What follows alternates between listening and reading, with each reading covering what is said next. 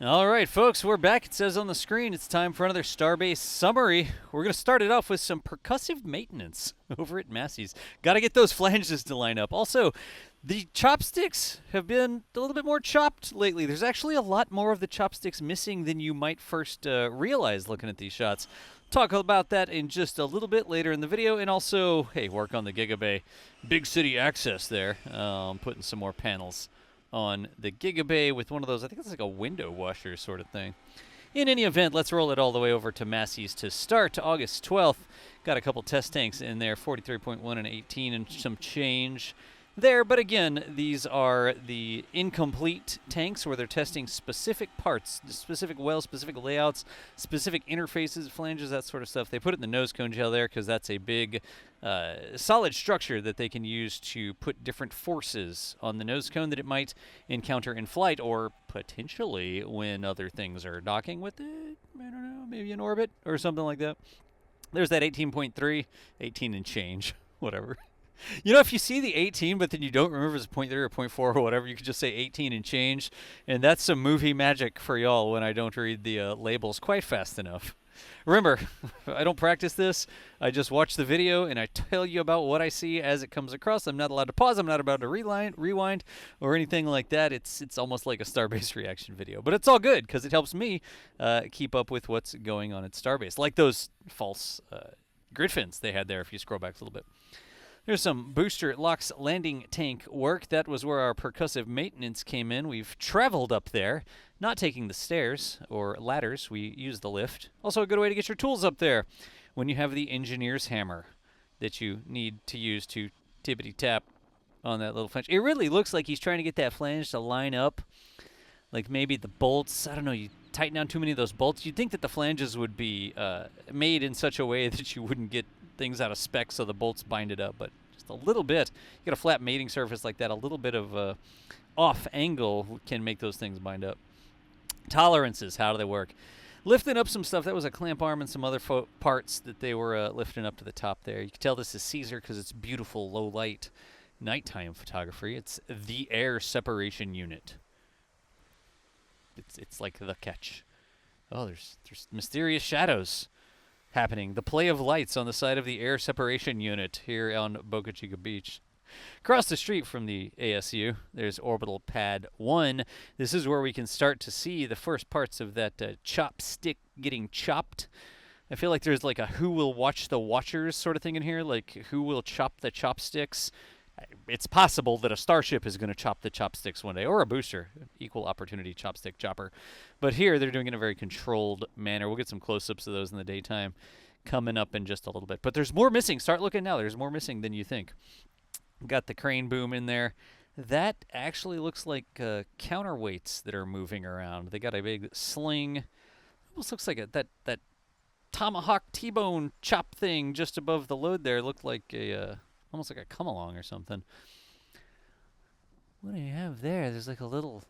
Does it look like a comet on the top of the stream? Did y'all see that? I'm going to have to ask Caesar what that was. Certainly not. But there was like a smudge at the top that I was wondering what it was. More nighttime shots here. Here we're going to move a trench wall segment over and flip it. Just flip it over. There you go. Scientific process. Whump. I heard that in my mind. I heard the whump when you saw all of the dust fly over. Okay, the chopstick chopping continues. Say that 10 times fast. So it's not just a horizontal piece and a little bit of the vertical piece. The whole big vertical piece. Compare it. Pause the video. Compare it to the other side. There's a huge vertical piece. And you see the rusty bit? The rusty sort of square tube there? They did that to support the chopsticks, it looks like. It's like a temporary thing on there with a little dog-eared like flange thing.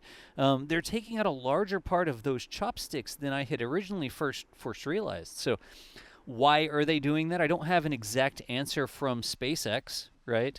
But I really wonder, it could be two things in my mind. Are they optimizing the chopsticks or choptimizing them, you might say, to remove unnecessary mass from the end of the structure so that the chopsticks can move more quickly and have more control over how they move? Or did they find a flaw? Is there like just on that one side, was there a crack or a defect in the pipe or something that warranted more than just a patch, right? I'm curious. Like I said, I don't have an official answer. That's one reason I like watching this, because it's roadside rocket science. I like to watch it and sort of see what I think might be the answer based on the context and clues that we're given here that we can observe. But yeah, I saw some other footage in there, you know, working on Pad 2. Here's some deliveries at the tank farm. Got the trucks. What's with that gray one? You're weird. What is that, like primer? Huh. They're usually all painted super light colors because they're cryo. I wonder if that one was carrying something different. Well, it's here at the cryo stations. You can see the white ice frozen onto the pipes there. Ah, perfect. Thank you, Colleen. Well done. I did not know that shot was coming up next, but you can literally see the insulation, the black ribbed structures there, and then the ice forming on the uninsulated parts. Look at the little drop. It's like a clean out flange or something. I don't know what it is. Then a big stainless steel wrapped part up there at the top. Braided is the word I was looking for. Braided, not abraded. It's braided stainless steel. But just look at all the different insulation, then how cold it gets in there, that humidity just freezing on there. And then when you have less space between bolts, it actually sort of grows like it's pipe frost. And the bolts are close enough together that it just freezes in almost one solid substance. Compare that to the other bolts over there that did not have frost on them yet.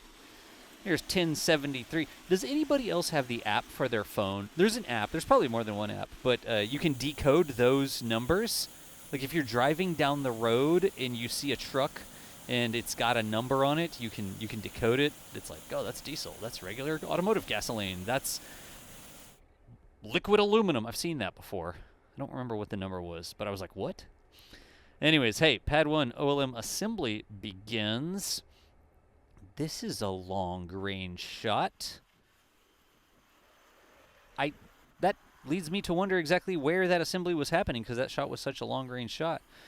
It seems like we would have had a closer-up camera if it was actually at Pad 1, but there's a QR code that doesn't work very well.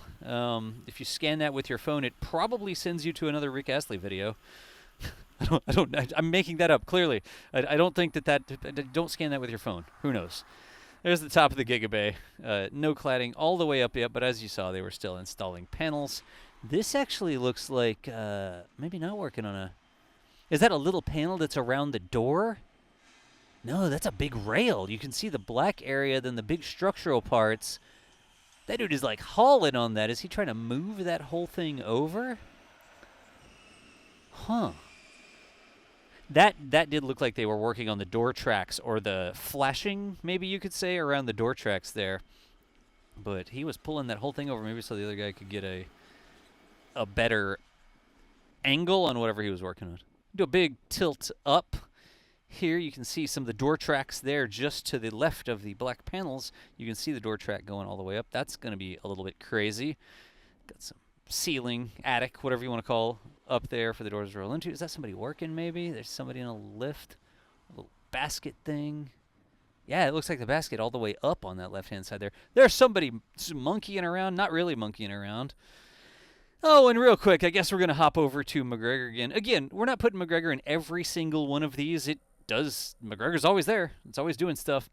But that looked like it was an abort happening, and then shortly thereafter, it fired up, then it didn't keep firing. This is what an actual Merlin test looks like at the Merlin test stands. They got a couple little test stands in there. You see a little building that looks like it's on stilts, and they fire these things down a little redirector, sort of a flame trench thing. They got a place to do vacuums. They got a place to do sea levels. And then there's the plume. Well, those are RP1. You see those plumes are definitely a different color than you get from the methane plumes. I've parked a white truck out there downwind, and you get a pretty good amount of soot on your white vehicle if you're close enough, but that's a little bit different than the methane rockets. Got a piece of hardware coming in here as well. It's a wrapped second stage, it looks like. Just scooting along. Really, again, I asked for us to put these in here, but I really just don't think that people understand. It's corn, by the way. That's why you can only see a little bit of the truck. I don't think people understand how much work happens at McGregor. We're all so enamored with Starbase and the big launch pad and that sort of stuff. And McGregor over here, here's the stage 2. Leaving the test stand, McGregor's over here just cranking out solid work every single day. Like, this is what you need to keep up the cadence for the Falcon 9s. Wow, look at that. You thought the nozzle was stubby before. This is overdoing it a little bit. Again, I specifically asked that we introduce these McGregor clips to some of these videos just because I just don't think that people understand this blocking and tackling that's critical to the SpaceX success happening out at McGregor. So hug a McGregor employee today if you got one. Probably most of y'all don't have one. Anyways, say thanks in the comments. Hey, that's the Starbase Summary, folks. Always reading the comments down below. My name's John there at the top. If I respond to you down below, I'll probably say DOS. There's more of those missing. God, it's just a big old chunk of the chopsticks missing. Let me know what you're guessing on that. But we appreciate you watching, and we will see you next time.